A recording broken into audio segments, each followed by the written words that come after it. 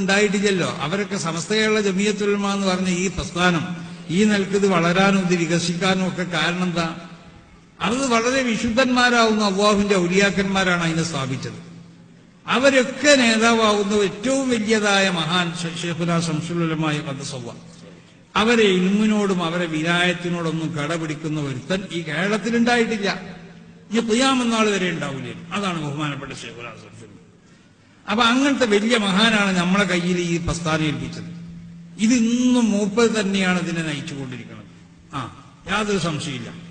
അവരെ ഇലാഹിയായ നിലക്കുള്ള അവരുടെ ആ ആത്മീയമാവുന്ന നിയന്ത്രണം ഇന്നും സമസ്ത കേരള ജമിയത്തുൽ ഉലമയുടെ മേലുണ്ട്. അതുകൊണ്ടാണ് നമ്മൾക്ക് ആരെ ഇതിന്റെ മുന്നിൽ വന്നാലും നമുക്കൊക്കെ ഒരു ധൈര്യമുണ്ട്.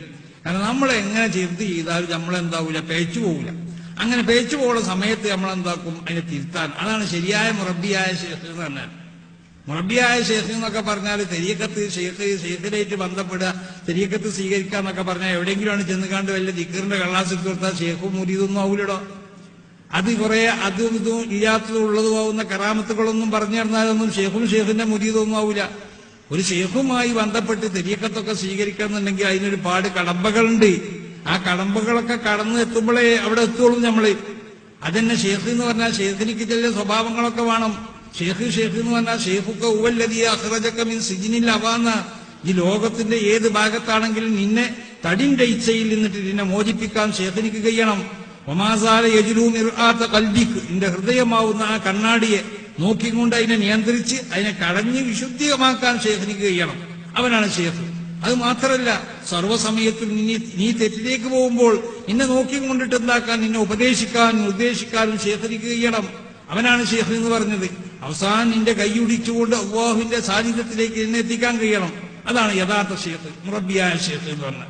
അന്നേക്കുള്ള മുറബിയായ ഷേഖായിരുന്നു ബഹുമാനപ്പെട്ട ശൈഖുനാ ശംസുൽ ഉലമ ഖദ്ദസല്ലാഹ്.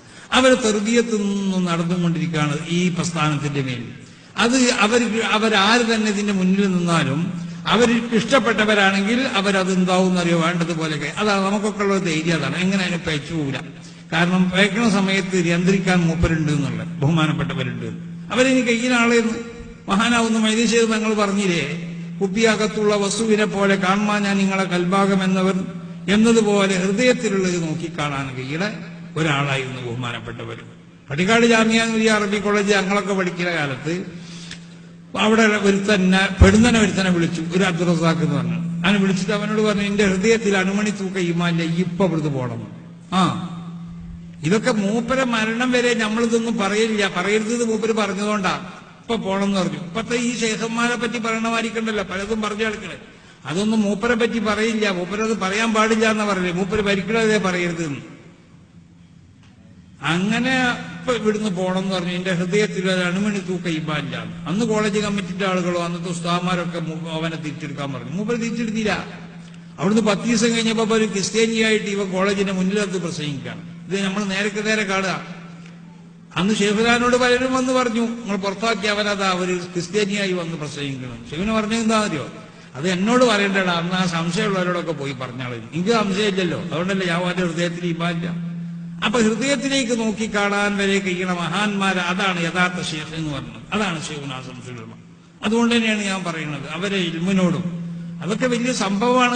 ശൈഖുനാ ശംസുൽ ഉലമ എന്നൊക്കെ പറഞ്ഞാല് അവരെ ഇൽമിനോട്. ഇതുപോലുള്ള പ്രഭാഷണങ്ങൾക്കും ക്ലാസുകൾക്കും ഞങ്ങളുടെ ചാനൽ സബ്സ്ക്രൈബ് ചെയ്യുക. ശേഷം തൊട്ടടുത്തുള്ള ബെല്ലൈക്കൺ അമർത്തുക. നിങ്ങൾ ഇടുന്ന വീഡിയോസ് നിങ്ങൾക്ക് നോട്ടിഫിക്കേഷനായി ലഭിച്ചേക്കും.